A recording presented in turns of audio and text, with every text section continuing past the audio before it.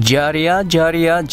Пайгамбарыбыз саллаллаху алейхи ва саллям менен чогуу ажылык кылганын соогун алгыңыз келеби? Анда биз менен Рамазан айында умра сапарына аттаныңыз. Бизде сиз үчүн өтө сонун жеңилдиктер каралган. Биринчиси, Рамазан айын толугу менен Мекке Мединада өткөрүп, кадыр түндү, айт намазды, бүткүл дүйнөнүн төрт бурчунан топтолгон мусулман бир туугандарыбыз менен чогуу окуп, бирге майрамдап 25 күн, дээрлик бир ай ошол жакта кенен ибадат кылып кайтабыз. Мына ушунча убакытка тамак ашы менен билет баасы болгон $1650. Мындай мүмкүнчүлүк башкаларда жок. Экинчиси, эми документке деп жүгүрбөйсүз. Сиз болгону загранпаспортту гана бизге тапшырасыз. Калган баарын өзүбүз бүтүрөбүз. Үчүнчүсү, ихрам кийимин, умра китебин, аялдарга жоолук, жилет, сумка, жайнамаз, замзам суусун белекке аласыз. Эң негизгиси, сиз ибадаттарыңыздын туура аткарылуусуна чоң көмөк көрсөткөн илимдүү дамла Санжар Тыныбек уулу жетектеп барат. Мүмкүнчүлүктөн кур калбай жазылууга шашылыңыз. Учуу күнү 10 апрель. Байланыш үчүн номер 0773 691 877 0776 56 29 56. Кейін пайгамбар саллаллаху алейхи ва саллям иблиске ушундай деди: "Эй шайтан, сен Роббиңе тооба кылып, Аллага кайтсаң болбойбу? Бейишке киришиңе кепил болот элем, жана мен убада берет элем", деди. Шайтан мындай деди: "Эй Мухаммад,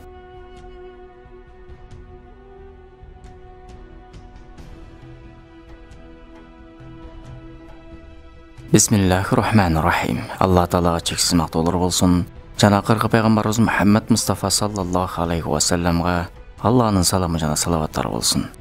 Ассаламу алейкум урматтуу мусулман бир туугандар. Ибн Аббас радhiyallohu анхудан Муаз ибн Жабал радhiyallohu анху риваят кылат. Бир күнү Мадиналык сахабалардын үйүндө пайгамбар саллаллаху алейхи ва саллям менен жамаат болуп сүйлөшүп олтурган элек. Ошол учурда сырттан бир добуш угулду. "Эй ичкеридегилер, үйгө кирсем болобу?" деди. Олтургандардын арасында эң чоңу жана улугубуз пайгамбар саллаллаху алейхи ва саллям болгондугу үчүн бардыгыбыз ал кишиге карадык. Пайгамбар саллаллаху алейхи ва саллям аларга карап ушундай деди: "Бул келген ким экенин билесиңерби?" Барыбыз "Эң жакшы билүүчү Аллах жана анын элчиси" дедик. Буга жооп берип пайгамбар саллаллаху алейхи ва саллям мындай деди: "Ал каргышка калган иблис, шайтан алейхиллана" деди. Ошондо Азирети Умар: "Эй Алланын элчиси, аны өлтүрүүгө уруксат бериңиз" деди. Расулуллах саллаллаху алейхи ва саллям уруксат бербеди. Жана мындай деди: "Тийбе эй Умар, Аллах ага өмөнөт бергенин билбейсиңби? Эшикти ачкыла, кирсин. Бул жерге келүү ага буйрулган. Анын айткандарын кун коюп уккула жана түшүнүүгө аракет кылгыла" деди. Биз эшикти ачтык. Ал кирди. Карасак картаң, көздөрү кылый, жогоруга караган. Көсөлүгүнөн 6-7 даана эле сакалы бар экен. Башы пилдин башы сыяктуу чоң экен. Расулуллах саллаллаху алейхи ва саллям: "Эмнеге келдиң эй Лайн?" деди.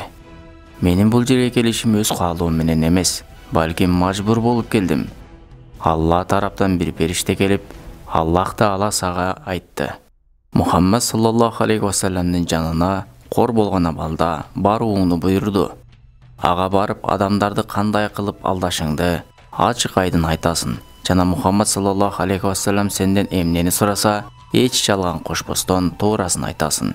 Эгер жалган сүйлөсөң, сени күл кылып жиберүүсүн жана душмандарыңдын алдында шерменде кылып өлүүңдү насип этти" деп айтты. "Эй Мухаммад, ошол буйрук менен жаныңа келдим. Каалаганыңды сура. Эгер сураганыңа жооп бербесем, душмандарым мени шылдыңдашат. А мен үчүн душмандарыма шылдың болгондон да жаманыраак нерсе жок."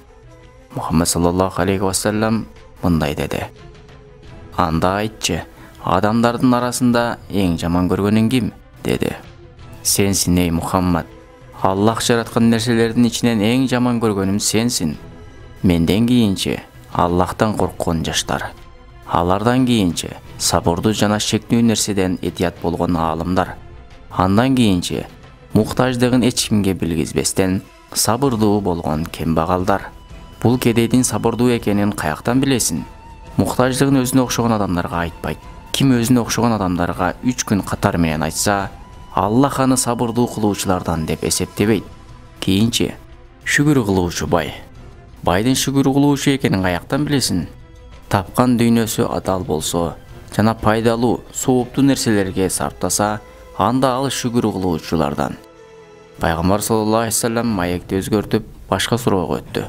"Үммөтү намаз окуганда абалың кандай болот?" "Эй Мухаммад, менин ысытмам ашат, жана титирейм. Эмнеге ыйлайын? Себеби бир кул Аллах үчүн сажда кылса, мартабасы бир даражага көтөрүлөт. Орзо тутсачы, ал учурда ифтарга чейин байланып калам. Ажыга барсачы, ал учурда жинди болуп өзүмдү билбей элдең селдең болуп калам. Кур'ан-ы Карим окусачы, анда ээрип кетем. Кудум отто коргошун ээриген сыяктуу. Садака берсечи, садака берүүчү мени ара менен экиге бөлгөндөй эле аралайт. Эмне үчүн экиге бөлүнөсүн? Макул, ага дагы жооп берейин. Себеби садакада 4 жакшылык бар. Алардын биринчиси, Аллах Таала садака берген адамдын малына береке берет. Экинчиден, ошол садака ээсин элге сүйкүмдүү кылып коет. Үчүнчүдөн болсо, Аллах тозок отуна садаканы парда кылып коет. Төртүнчүдөн, садака себебинен Аллах Таала бали апаттардан сактайт. Кийин Пайгамбар саллаллаху алейхи вассалам иблистен Абу Бакыр жөнүндө эмне дейсиң деди. Ал жахилият доорунда мага баш ийген эмес. Ислам келгенден кийин кантип мага баш ийсиң? Умар ибн Хаттаб тууралуу эмне дейсиң? Аллага касам, аны көргөнүмдө коркконумдан качамын. Усман ибн Аффан радыйаллаху анху тууралуу эмне дейсиң? Андан катты уяламын. Кудум Алланын периштеси Усмандан уялгандай. Али ибн Абу Талиб жөнүндө эмне дейсиң? Кана эми мен андан кутулсам, ал жалгыз мени калтырса, өзү да жалгыз калса. Бирок мен аны жалгыз койсом да, ал мени өз жайыма койбойт, деди. Үммөтүмө бакыт тартуулаган, сени акыретке чейин кор кылган Аллах Таалага шүкүрлөр болсун, деди Пайгамбар саллаллаху алейхи вассалам. Жок эй Мухаммад, кана үммөтүңдүн бактылуу болгону. Мен акыретке чейин тирик экенмин. Сен кандай кылып үммөтүңдү бактылуу көрөсүң? Мен алардын кан тамырларына чейин кирип барамын. Алар менин бул абалымды көрүшпөйт жана билишпейт дагы. Мени жараткан жана акыретке чейин мөөнөт берген Аллага касам, алардын баарын жолдон адаштырам. Жахил болсун, аалым болсун, күнөөкөр болсун, ибадаткөй болсун, кыскасы эч ким менден кутула албайт. Бир гана калыс Аллахтын кулдары гана менден кутула алат. Мен аларды адаштыра албайм, деди. Сен үчүн ыхлас ээси болгон мухлис кулдар кимдер? Билбейсиңби эй Мухаммад? Ким ибадаттан да дирхам жана динарды сүйсө, ал Аллахтын алдында ыхлас ээси эмес деп эсептелинет. Эгер динар менен дирхамды сүйбөй турган жана мактануудан жиркенген, Алланын динине гана калыс кызмат кылган адамды көрсөм, анда ал адамды ыхластуу экенин билип, андан качамын. Мактанууну сүйгөн жана жүрөгү арзууларга байланган кул араңарда мага эң баш ийүүчү кул ошол. Билбейсиңби, күнөөлөрдүн эң чоңу бул дүйнөнү, мал мүлктү сүйүү. Билбейсиңби эй Мухаммад, элге башчы болуу арзуусу дагы эң чоң күнөөлөрдөн. Эй Мухаммад, билбейсиңби, менин 70 000 балам бар. Алардын бир тобун атайын мен аалымдарга жиберемин. Кээ бирин жаштарга, кээ бирлерин карыяларга жана кээ бирлерин кемпирлерге жөнөтөмүн. Жаштарга келе турган болсок, алар менен арабызда эч келишпестик жок. Алар менен оңой тил табышабыз. Жаш балдарга келсек, алар менен биздикилер каалагандай ойношот. Кээ бирлерин көп ибадат кылуучуларга жөнөтөм. Шайтандар алардын жанына барып, ар кыл фитнага салат. Жанынан эч такыр кетишпейт. Акыры алар салафи салихиндерди сөгө башташат. Натыйжада алардын ыхластарын алып коем жана кылган ибадаттарын текке кетиремин. Билбейсиңби эй Мухаммад, силерден мурдагы доордо жашаган бир Бассас аттуу аалым 70 жыл Аллах Таалага ыхлас менен ибадат кылган эле. Жана ушундай даражага жетти. Алланын жардамы менен кайсыл бир ооруну үчүн дуба кылса, ошол адам дароо айыгып кетер эле. Кийин мен анын артынан түштүм. Эч кое бербедим. Кийин зына кылды. Адам өлтүрдү. Акырында капыр болуп өлдү. Билбейсиңби эй Мухаммад, жалган сүйлөө менин бул адатым жана биринчи жалган сүйлөгөн пенде да мен боломун. Ким жалган сүйлөсө, ал менин досум. Ким жалгандан касам ичсе, ал дагы менин сүйгөнүм. Билбейсиңби эй Мухаммад, мен Адам жана Хавага жалган касам иштим. Чынында мен силерге насаат кылуучумун дедим. Себеби жалган касам ичүү менин көңүлүмдүн сүйүнүчү.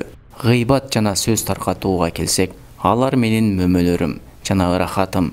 Ким талак сөзүн оозуна алса, мени сүйүнтөт. Жана акыйкат аныкталганга чейин аялы өзүнө арам болуп калат. Эй Мухаммад, Намазды кечиктире тургандарга келсек, аны дагы айтып берейин. Намазга намаз окуйун дегенде, мен али убактың бар, иштериң көп, иштериңди бүтүрүп ал, кийин окуйсуң деп алдаймын. Жана ал убактысы өтүп кеткенден кийин каза кылып окуп берет.